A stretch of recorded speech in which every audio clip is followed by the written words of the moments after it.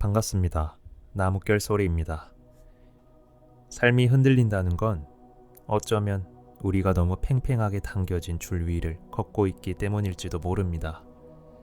무엇이 되어야 한다는 강박, 반드시 옳아야 한다는 집착이 우리를 굳게 만듭니다.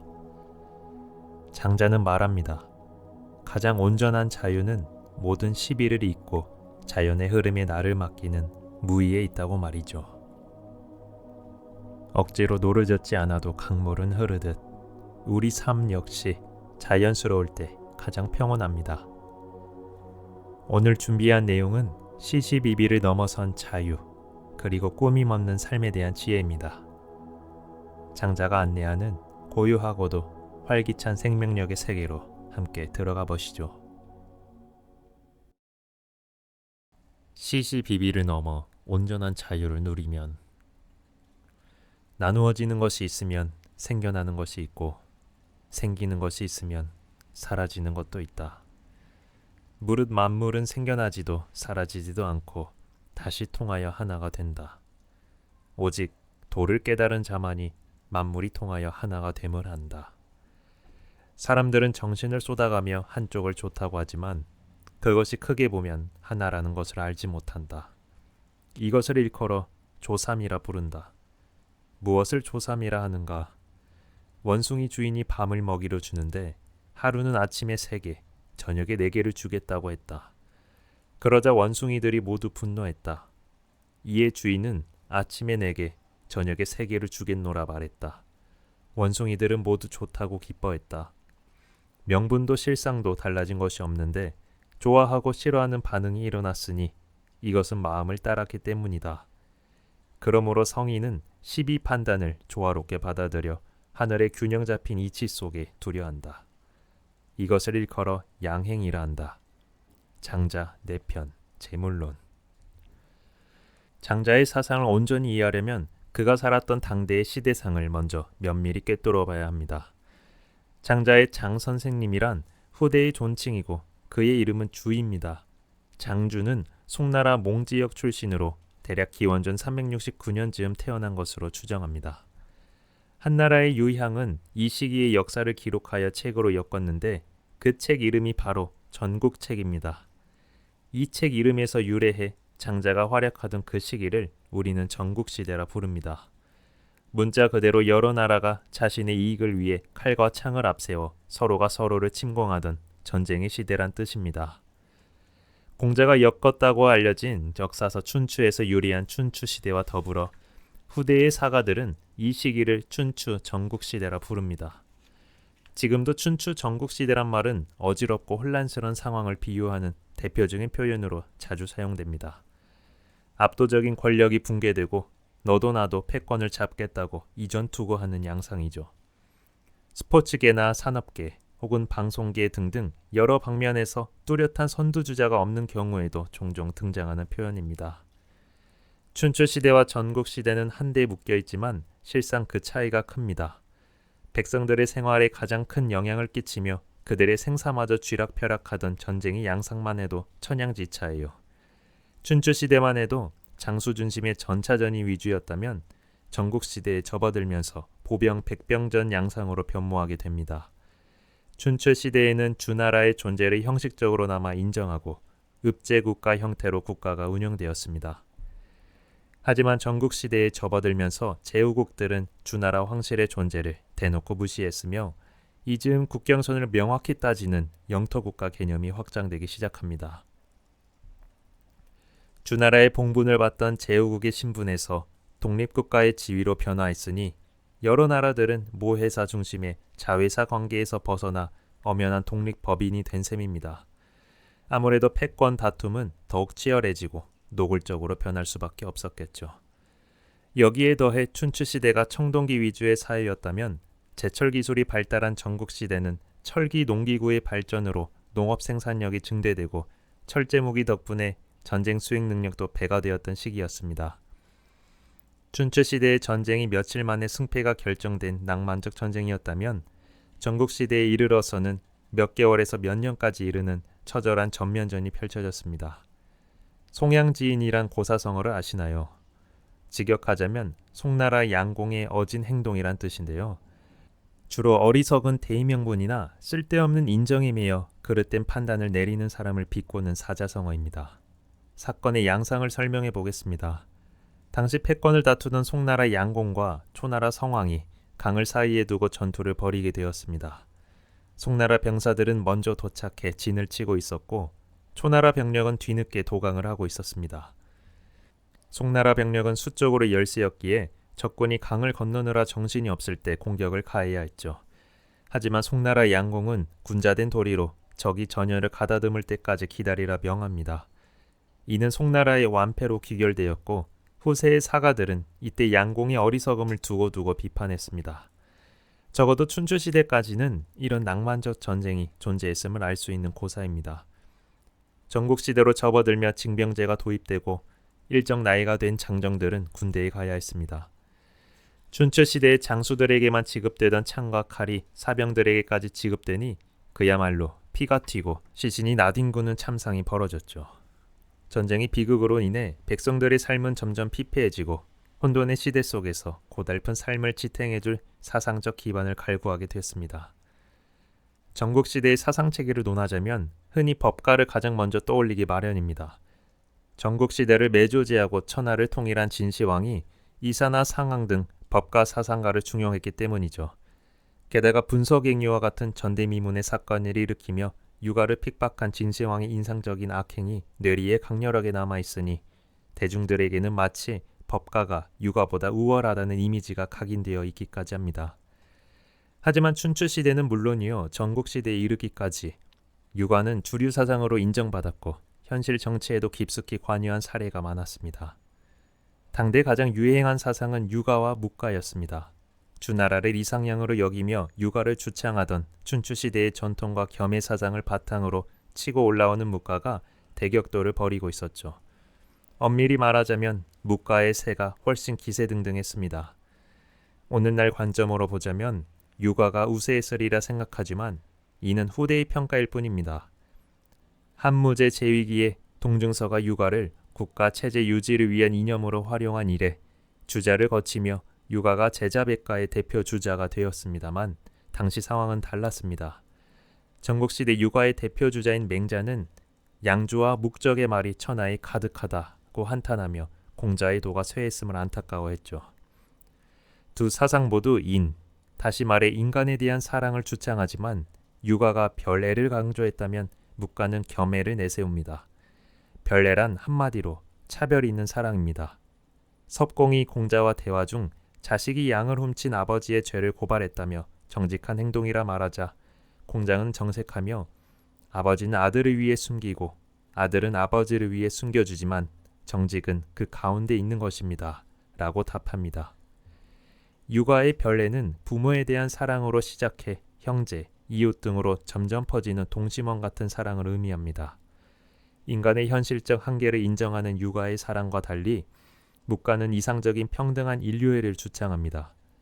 인간의 본성을 따르는 것이 도덕률이라면 굳이 그것이 사상적 가치를 지니지 않는다고 유가를 반박하죠. 도덕이란 초월적 가치를 담보해야 한다고 주장하는 묵가는 아무런 조건이나 차별 없이 세상 사람들 모두를 사랑하라고 말합니다. 유가와 묵가가 치열한 사상적 전쟁을 벌이는 와중에 장자는 자신만의 사상체계를 펼쳐나갔습니다. 별애든 겸애든 간에 그 모든 사상은 근본적으로 인위적인 인간사회 제대로 기반으로 삼고 있습니다. 반면 장자는 인위적인 외적 환경에 얽매이지 않고 온전한 자유를 누리는 인간상을 추구했습니다. 유가와 묵가의 치열한 논쟁을 바라보는 장자의 시선은 대간절 그게 무슨 차이가 있냐라고 반문합니다. 삶과 죽음, 즉 생사가 하나인데 시비, 선악, 미추, 대소, 경중, 냉온 사이에 뭐 대단한 차이가 있냐는 것이죠. 옳고 그르다는 시시비비의 구별도 결국 상대주의적인 것이지 진리에 기반한 판단이 아니라는 겁니다. 한마디로 인생의 정답이 없다는 말이죠. 그럴 수 있어 라는 한 원로 가수의 유행어가 그저 우스개로 들리지 않습니다. 타자의 언행이 마음에 들지 않는다 해도 내 생각만 옳고 당신은 틀리다는 결론을 내리지 않고 그럴 수 있어 라는 유보적 태도를 취하는 것이 얼마나 아름다운가요. 장자는 일찍이 다양한 가치를 존중하고 관용의 정신으로 타인과 자연, 나아가 온 우주를 상대했습니다. 아침 3개, 저녁 4개의 밤에 화를 내고 아침 4개, 저녁 3개의 밤에 기뻐 날뛰는 원숭이들을 조삼모사라 놀리며 조롱하지만 나 역시 저런 치졸한 원숭이와 다를 바 없지 않나 라는 생각에 얼굴이 붉어집니다. 내게 과연 원숭이의 행동을 놀릴 만한 자격이 있나 라는 자괴감이 몰려옵니다. 지난 50년간의 제 인생은 작은 일 하나에도 시시비비를 가려 따지고 묻고 싸우고 계산하고 드자비하는 피곤한 삶이었습니다. 왜 진작 장자를 정독하지 못했나 하는 아쉬움이 가득합니다. 장자의 첫 장을 펼치자마자 내 편 소요유의 처음은 이렇게 시작합니다. 머릿속에 그림을 그리고 음미하듯 천천히 한번 감상해 보시죠. 북쪽 바다에 물고기 한 마리가 살고 있는데 그 이름을 곤이라 부른다. 곤은 그 크기가 몇 천리나 되는지 모른다. 곤이 변하여 새가 되는데 그 이름을 붕이라 한다. 붕의 등짝은 몇 천리인지 모른다. 한번 온 힘을 다해 날면 그 날개가 마치 하늘에 구름을 들이운 것 같았다. 붕은 바다가 크게 출렁일 때 남명으로 날아간다. 붕이 남명으로 날아갈 때 물결이 3천리나 튀고 회오리 타고 9만리나 날아올라 6달이 되어서야 그제야 쉰다. 매미와 텃새가 붕을 비웃으며 말했다. 나는 작심하고 날면 느릅나무와 빗살나무까지 올라간다. 때때로 거기에 닿지 못하여 땅에 곤두박질 칠 때도 있다. 그런데 붕은 무엇 때문에 9만리나 날아 남쪽으로 간단 말인가? 가까운 들판에 나가는 자는 두 끼만 준비하면 돌아올 때까지 배가 부를 것이다. 그러나 100리를 가는 자는 하루 묵고 올 양식을 마련해야 하고 1000리길을 떠나는 자는 석 달치 양식을 준비해야 한다. 이 두 작은 짐승이 무엇을 알겠는가? 장자, 내 편, 소요유. 어라? 이상하다. 장자는 상대주의적 관점으로 세상을 바라본다고 했는데 어찌 장자 첫 장부터 붕과 매미를 비교하는 걸까? 라는 의문이 들지 않나요? 장자를 오해하기 딱 좋은 구절입니다. 9만리를 나는 대붕의 깊은 뜻을 매미나 텃새 따위가 어찌 파악하겠느냐고 해석하면 말이죠. 대소를 가리지 않는다는 상대주의적 관점의 장자라면 매미나 텃새가 작다고 무시하거나 비판해서는 안 됩니다. 이 구절을 단순히 우물한 개구리가 되지 마라 혹은 당신 삶의 스케일을 대붕처럼 키우고 매미나 텃새처럼 좀스럽게 굴지 말라고 해석한다면 장자의 진위를 채 절반도 건지지 못한 겁니다. 심지어 왜곡에 가까운 우를 범하는 것입니다. 이 구절을 올바로 해석하기 위한 단서를 우리는 소요유 편을 더 뒤적여 찾아낼 수 있습니다. 800년을 산 팽조는 지금껏 장수한 것으로 유명한데 사람들은 모두 그와 같기를 되기를 바라니 어찌 슬픈 일이 아니겠는가. 이것이야말로 작은 것과 큰 것의 분별이라 할 것이다. 800년을 산 팽조가 대붕이라면 고작 100년도 살지 못하는 범인은 매미나 텃새겠죠. 그런데 장자는 팽조의 장수를 모든 사람들이 바라는 것이야말로 슬픈 일이라 평가합니다. 팽조의 장수가 절대선이라면 그렇게 평가할 수는 없겠죠. 대붕과 텃새를 선과 악 혹은 옳음과 그름의 구조로 받아들이지 않는다는 증거입니다. 소요유 편의 첫 장 핵심을 파악하려면 곤이 붕으로 변화한다는 사실에 주목해야 합니다. 곤이나 붕이나 매미나 텃새가 중요한 게 아니고 곤이 붕으로 변모했다는 점을 장자는 강조하고 있는 겁니다. 크기가 중요하다면 이미 충분히 거대한 곤이 굳이 왜 붕으로 변모했을까요? 곤은 세상의 모든 억압과 구속에서 벗어나 자유를 만끽하고 싶었습니다. 자유. 그것이 바로 곤이 추구했던 절대 가치였습니다. 이는 세속의 잡다한 번뇌에서 벗어난 초월적 자아가 마음의 그릇을 키워나가는 과정에 초점을 맞춘 장자의 우화입니다. 장자 혹은 장자의 편집자가 독자들과의 첫 만남에서 가장 강조하고 싶은 가치가 자유이기에 처음에 곤과 붕의 이야기를 담아내지 않았을까 싶습니다. 여기서 하필 거대한 물고기의 이름이 곤인 것은 꽤나 아이러니한 명명입니다. 곤은 본래 작디 작은 물고기 알을 의미합니다. 요즘도 횟집 가면 매운탕을 먹을 때 곤이랑 이리 많이 넣어주세요 라고 부탁하곤 하죠. 여기서 곤이는 생선의 난소, 즉 알을 의미합니다. 올바른 표기로 하려면 곤이가 정확합니다. 곤이는 당연히 곤에서 유래했겠죠. 설문해자에 곤은 큰 물고기라 되어 있지만 후한 무렵 편집된 책이라는 관점에서 가늠해보자면 설문해자가 시기상 장자의 영향을 받았을 가능성이 높습니다. 곤을 사전에서 찾으면 큰 물고기란 뜻 외에 물고기 알이란 의미 역시 병기되어 있습니다. 북쪽 바다의 크기가 몇천 리에 달하는 물고기가 사는데 그 이름을 곤이라 한다는 장자의 말을 요중 방식으로 표현해보자면 한강에 63빌딩만한 물고기가 헤엄쳐 다니는데 그 이름이 쪼꼬미고 별명은 미니미야 정도가 되겠네요. 곤이라는 명명에서부터 알 수 있듯이 물고기의 크기는 장자에게 중요한 척도가 아니었습니다. 생선알처럼 작은 존재든 크기가 수천 리에 달하는 거대한 물고기든 중요치 않습니다. 오직 자유롭게 창공을 날 수 있는지 그 여부만이 장자의 사고를 지배하고 있습니다. 재벌 회장처럼 돈이 많아도 붕으로 변모하지 못한다면 자유로운 삶이 아니요. 밥을 빌어먹고 다녀도 붕의 날갯짓을 펄럭이며 하늘을 난다면 그는 분명 자유인입니다. 대붕의 비행은 작은 시비에 얽매이지 않는 균형 잡힌 삶입니다. 자유로운 삶과 자유인이라는 단어에서 말하는 자유란 과연 어떤 의미일까요? 자유의 진정한 뜻을 어떻게 새겨야 하는지 궁구해 볼 필요가 있습니다. 다음 장에서 살펴보시죠.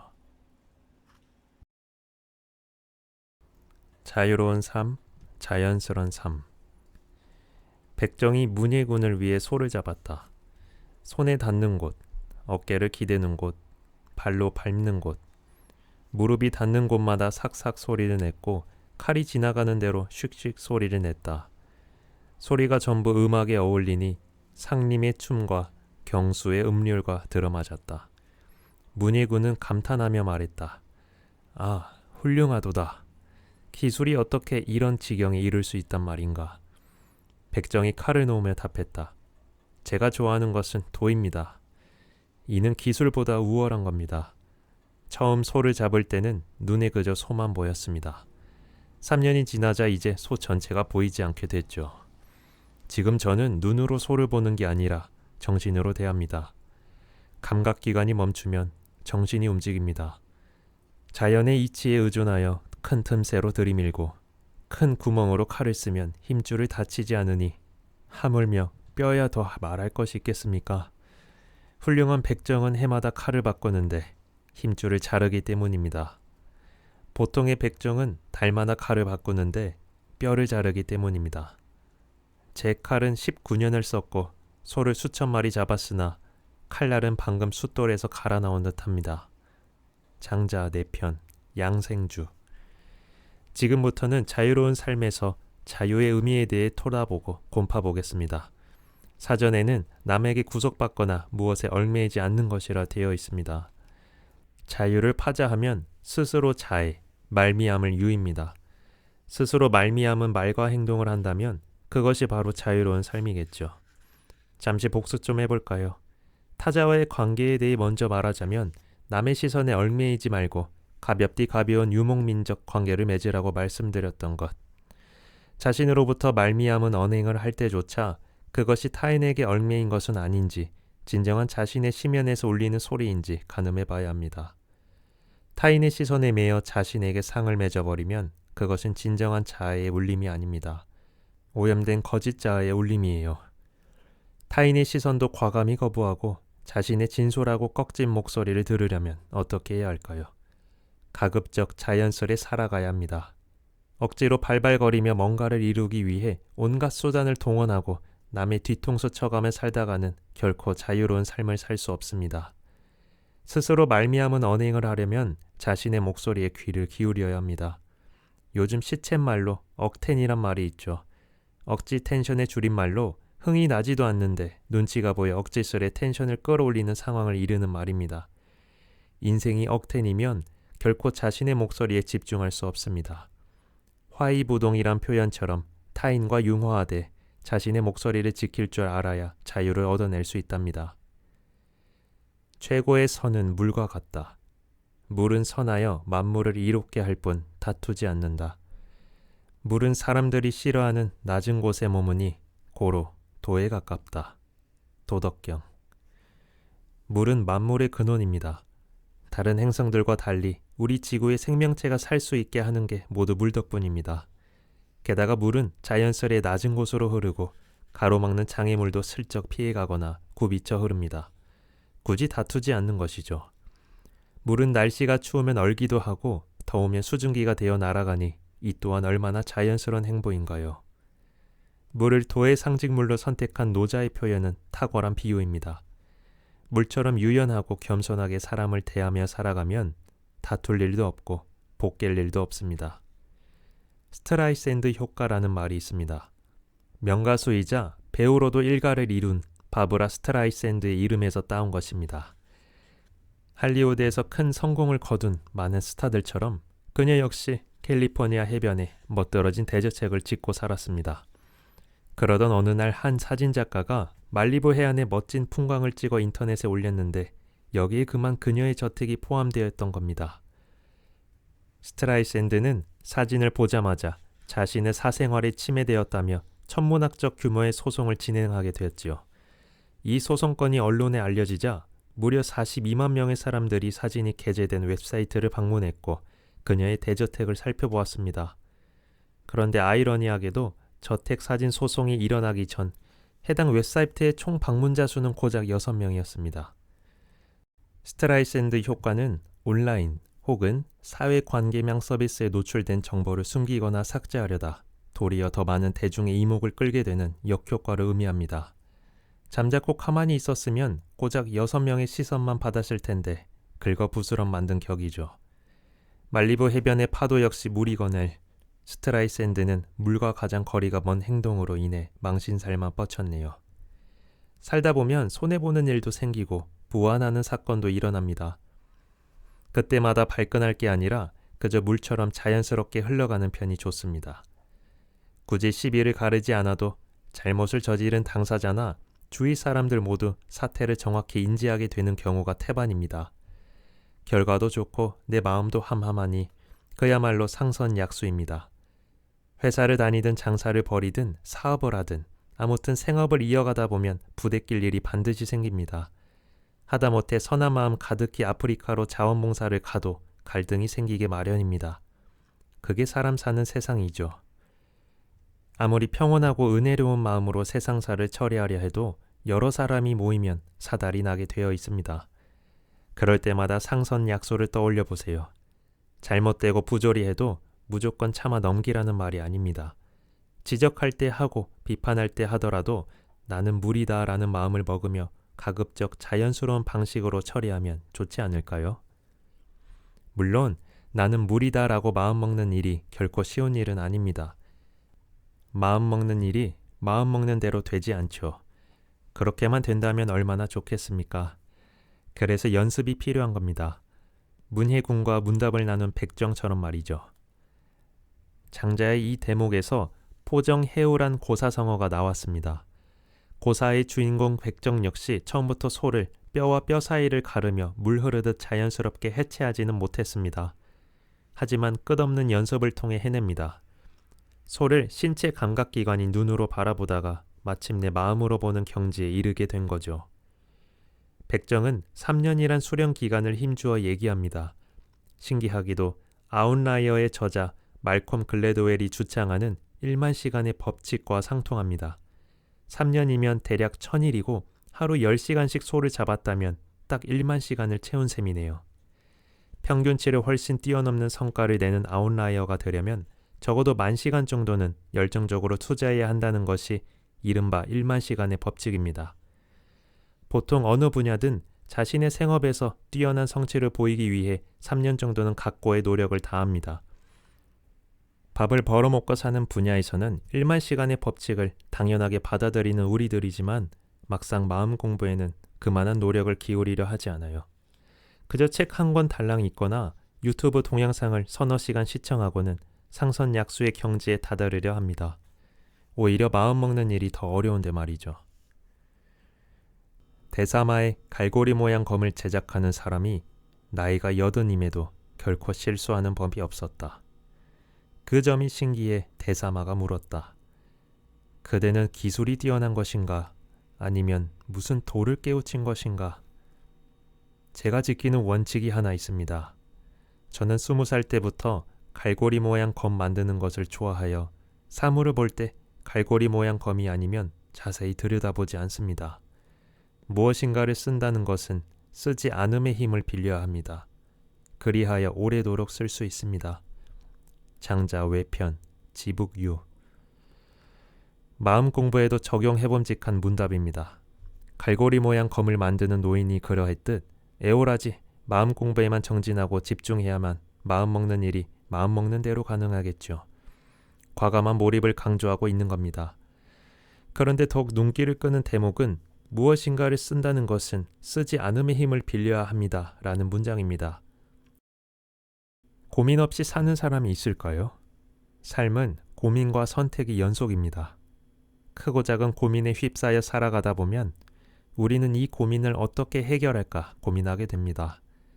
세상사 마음먹은 대로 되는 일이 거의 없듯이 고민을 해결하러 아무리 고민해봐도 고민이 사라지는 일은 무척이나 드뭅니다. 돌이켜보건대 고민이 사라지는 경우는 대개 고민이 머릿속을 떠나는 경우입니다. 어느 순간 고민이 뇌리에서 자연스럽게 사라지고 더 이상 고민거리로 인식되지 않을 때 비로소 고민은 고민의 지위를 잃어버리게 되는 것이죠. 고민이 떠났다는 것도 인지하지 못하는 상태야말로 진정 고민을 해결한 상황입니다. 원효대사가 해골모를 통해 세상 만사가 마음먹기 달려있다며 일체 유심조를 말했지만 실은 당나라로 유학을 가기 전 그에게도 기나긴 공부와 수련의 시간이 있었습니다. 모든 공부가 그렇지만 마음 공부 역시 그저 눈으로 읽는 것보다는 손으로 쓰고 입으로 소리내어 읽는 연습이 훨씬 효과적입니다. 제가 매 꼭지마다 필사란을 두고 있는 이유기도 합니다. 마음 공부를 통해 나는 무리다 라고 생각할 수 있다면 장자가 그토록 목 놓아 외치던 자유를 만끽할 수 있습니다. 자연의 이치에 순응하면 인생이 편안해집니다. 상선약수, 수선리, 만물이 부쟁, 처중인지 소오, 고기여도. 최고의 선은 물과 같다. 물은 만물을 이롭게 할 뿐 다투지 않는다. 물은 사람들이 싫어하는 낮은 곳에 머무니 고로 도에 가깝다. 우리는 그동안 아침에 3끼냐 4끼냐를 두고 얼마나 많은 마음을 쏟으며 살아왔을까요? 저 역시 지난 세월 동안 작은 일에도 나를 세우며 내가 맞다는 것을 증명하려 애썼던 피곤한 원숭이 중 한 명이었음을 고백합니다. 하지만 장자는 말합니다. 내가 빈배가 되고 내 마음이 흐르는 물이 된다면 세상의 그 어떤 부딪힘도 나를 흔들 수 없다고 말이죠. 오늘 함께 나눈 대붕의 날개짓과 포정의 유연한 칼날이 여러분의 마음속에도 작은 틈을 내어주었기를 바랍니다. 마음 공부에도 1만 시간의 정성이 필요하다는 말을 기억하며 내일부터는 조금 더 나로부터 말미암은 온전한 자유를 누려보시길 응원합니다. 지금까지 삶이 흔들릴 때 장자를 읽습니다와 함께했습니다. 시청해주셔서 감사합니다.